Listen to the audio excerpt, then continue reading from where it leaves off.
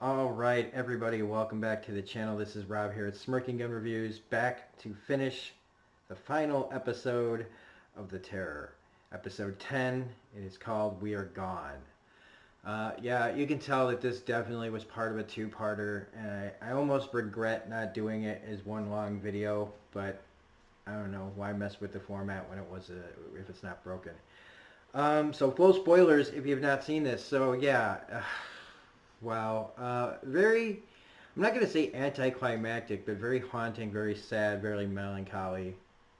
I mean, this is the end. There was only really one way that this was going to go. There was something that happens at the end that I was hoping would happen, but I, I don't know why. I think another ending would have even been more fitting, but I'm satisfied with the ending as it is. Um, and I'm really curious to see what they're going to do with the second story that they're going to do in August or September. So keep an eye out for that. We'll definitely be reviewing that. And hopefully it's got the same kind of writing and acting that this has. So at the beginning, of course, in the continuation of the finale, uh, Crozier's taken back to Hickey's camp where Hickey's he's just standing there like that smug fucking prick that he is with just delusions of grandeur. He thinks so highly of himself here. I mean, when he says that I didn't have an equal on this expedition, like he had a massive Lex Luthor ego complex, man, before he got on that boat. He's one of those guys who was looking at into the horizon, and he just kind of, I don't know. I understand him a little bit because he's kind of like, fuck the world, and fuck what society tells me that I have to be, and I'm just gonna go out and I'm gonna set my own sights and I'm gonna take the world by storm myself. But he's also like a sociopath. I mean, possibly a psychopath, I believe, too. So here we are, where Mr. Delusions of Grandeur is, sparing the captain to humiliate him, to feel superior because he's a small man who has these big dreams, and with Crozier's kind of the face of what he wants to revolt against. Somebody who was supposed to treat him like an equal and just bring him along on all things. And between the ass thrashing and not promoting him, and just he's low character. He's been low character since almost the beginning when I thought I would like him. And he's one of those low characters who usually ends up getting what they want, at least for a time. And I guess he kind of did in his own deluded way. He had to become his own little captain of his own little force, his own insane, deluded, sick from lead poisoning force. Um, so it's just kind of amazing that how the actor does this. I mean, I hate the character so much, but he's played so well. So I got to give it up to the actor that plays him. Even now he's turning on his own guys. And then poor, God, I was gonna put a picture of it, but I just couldn't. Poor good sir. Yeah, it is just really sad because he's like, I'm not getting out of here. You know, just don't eat me, just eat my feet. And I'm like, oh God, like I knew what was coming. I mean, in a way, I was just thinking, yeah, what's he gonna do? He's gonna make himself sick, right? And that's exactly what he does. He bathes himself in something that probably is not very good. I don't know. And then he drinks a bunch of poison and then slits his wrists so that they don't think that he just died mysteriously. And it's just such a long scene. And I haven't mentioned, I don't think, that Ridley Scott produced this. And thankfully to him, it looks as good as it does, considering that they're probably really trying to hide how much some of this stuff uh, looks. I mean, it just looks fantastic. Early on, like in the ice sets, I mean, it's hard to like make that look real when they use those sets, but it was still so effective. But anyway, so Good Sir, he sacrifices himself, and they just got him laid out there like a slab of meat, and it's just so fucking awful. I mean, it's just so awful and sad, and this is what it was gonna come to. But I just, you think you're ready to see it, and it's not, because it's like they've shown cannibalism before, but not like this starkly. Just there's just parts of him just gone, just slab, like just like I said, like a slab of meat cut open, just laying there with a face staring at you like you're eating your friend. And how Crozier remembers and cuts off his sole of his foot and eats it. I love when he puts the knife down though, and then kind of nods off to the signals to a couple of the guys don't eat. Um, and so then Hickey, yeah, he has this like little, they're going after the creature because that's again part of Hickey's insane plan. Meanwhile, the other guys, they make the decision that they're not coming for the captain, that they're gonna go, even though they said we can overrun them, but he's outvoted. And so, like, even in the camp, Crozier's like, yeah, my guys will be coming right now, and they would be, but the guy was outvoted. And so some of this might have gotten, resolved, but in the end, if his men did come for him, I think it would be even worse for them because of what happens next. So Hickey and them are driving, pulling the boat. He's got his own guy, the Marine that was his second command, tied up to the boat. Probably literally because he doesn't trust that he won't try to stop him. Because they're bringing the creature to him. And this, again, is just kind of like I said, plot. But they did say that it's been sick from eating them. And that's something that didn't occur to me until now. Was that they're all sick from from the lead poisoning and the cans and everything. Now they were eating they were eating poisoned meat literally now, and so this thing's kind of avoiding them. But when they make all this noise, it can't help it. So I guess like I said it was like a skinwalker or something like that, but I guess it is kind of like a Princess Mononoke kind of ancient, you know, thing that would exist forever had we not seen it, found it, killed it, been there in the first place. So in a way, like the old things are dying because of our being there, and how often that happens. And that message is kind of in this whole series of how all these things that used to be are gone because of our meddling. But the thing attacks and does, it's a great little fight scene. Everybody's just getting freaking ripped apart, and uh, the Marine asks for the gun, right? He asks for the gun, and I think I might have stroked out for a second, because if he gave him the gun, why didn't he use it to shoot the creature? Did I miss something here? Because it seemed to just go from he gives him the gun to Hickey cutting off his tongue and giving it to the creature, that which in turn just fucking bites his arm off, then picks him up by the midsection, then rips him in half, then sticks his top half in its mouth as he's trying to swallow it. And I'm sorry I keep rubbing my eye. Something in the air. And then it dies. Well, Crozier chokes it with the chain, but it dies from like being poisoned almost. It was going down in the first place after it started eating them.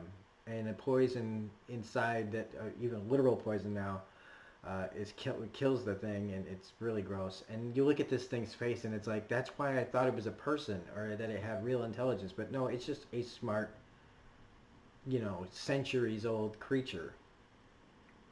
Or at least that's what I'm assuming.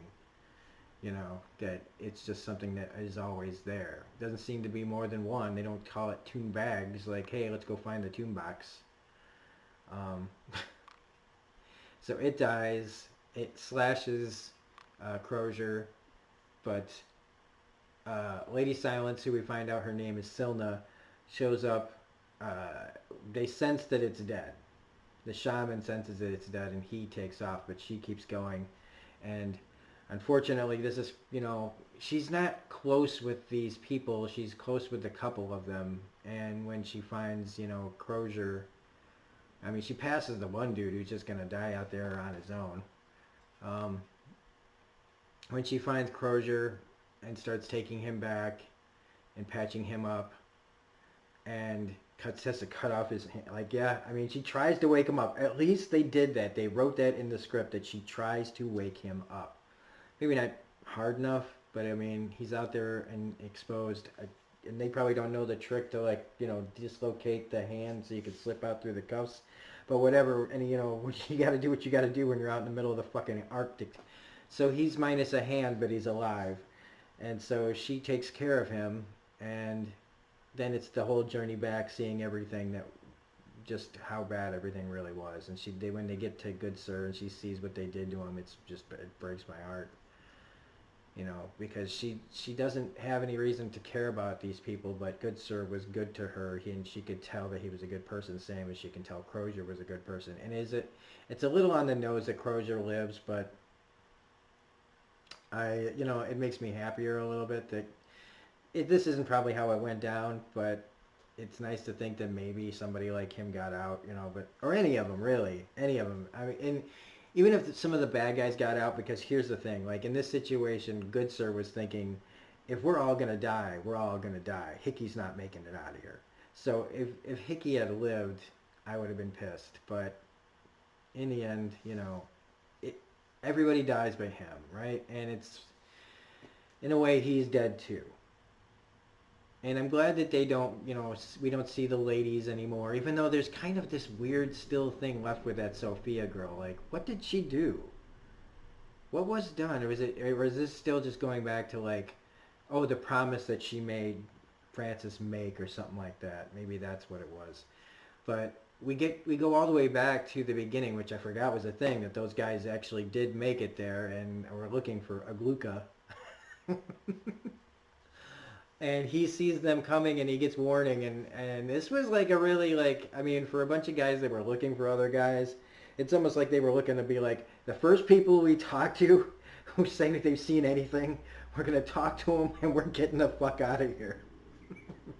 So they're like, oh my god, we made it on the first try. So they find these guys, and Francis hides, and he gives them the story, and again, like, they didn't even, it doesn't sound like they were planning on, like, looking or trust. They were just going to trust this guy at his word, which I don't know. Like I said, like, unless you were just like, fuck it at that time, like, I just want to go back home, this sucks. They're all dead, okay? They're all dead, all right? And so Crozier, after seeing everybody, and the other last heartbreaking thing is when he finds the one guy alive that wanted to go back for him, and he's just near death. Everybody else is already starved to death. They're just laying there exposed to the elements. And he's got, like, the jewelry all attached to his face and everything, just kind of like dying thing to kind of just like, fuck it, blah, blah, blah, I'm going to go out a fancy man. And he asks him if they were close and then dies. And it's just like, oh, God. Oh, when he found out that Hickey was wearing Fitzjames's jacket too, it means that he desecrated the grave. Man, fucking A. Like, just, there was no humanity left except for Good Sir and Crozier. And then Crozier, we get this last long haunting shot of him. Well, he goes to find Silna, and Silna, because she lost the tune back, which, come on, okay, I guess that's their way, but fucking harsh. She has to go live on her own, and nobody will tell him, because you just accept it, and this is where you are, and you have to learn that that's how it is here. You have to accept it.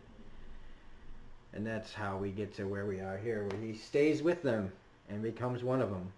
And we get this nice long shot of him just standing there, which I'm guessing he's waiting for a seal to, like, try to break through the ice, or he's going to break through the ice. I don't know. Like, he's got a kid with him, so I don't think he's out there to die, but it's this really long, haunting shot, and, using the theme of the episode and kind of the whole show, we are gone. And just that big expanse of white. Jared Harris, honestly, man, is there anything you're not good in? So, anyway, that's The Terror. I feel like I'm ending this kind of anticlimactically, but it is a very emotional thing, and it's just like, well, this is where we were headed, right? Everybody's going to die. It's just, man, Good Sir's death, man. But at least, and Hickey got a good death. I mean, he got fucked up, so. Anyway, that's The Terror. It was really fantastic. I really enjoyed watching it. I really enjoyed reviewing it for everybody. I hope that more people watch this show from these reviews.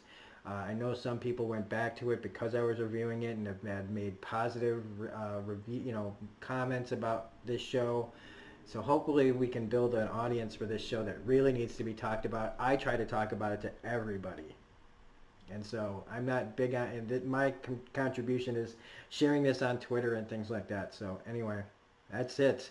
We'll be back with The Terror Season 2 when it comes out. But until then, if you liked this review, help out the channel and please hit the like button. If you're not a subscriber, please become a subscriber. It costs you nothing and it helps me out a great deal with building momentum for creating more content.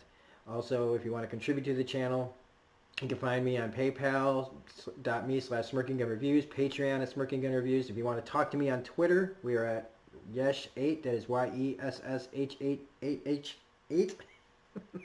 It'll be in the description in the below. Um, Otherwise, again, hit the bell for all notifications, share the videos, all that jazz. Blah, blah, blah, blah, blah. Just get to the video, asshole. Otherwise, if you want to check out, we've got Dark Season 2, we've got Legion Season 3, we've got Sam Rockwell month going, we've got Last of Us walkthroughs eventually going back to that, we got Agents of S.H.I.E.L.D. Season 6, more stuff that I'm forgetting. Eventually we'll finish Good Omens, and Doctor Who Season 8. We're doing Doctor Who Season 8 as well. So, and there's more stuff coming in the month ahead. It's going to be crazy times, and hope you guys are all there to watch it. So this is Rob at Smirking Gun Reviews saying have a great day, and we will see you on the next video. The terror's over. I'm kind of sad. Bye.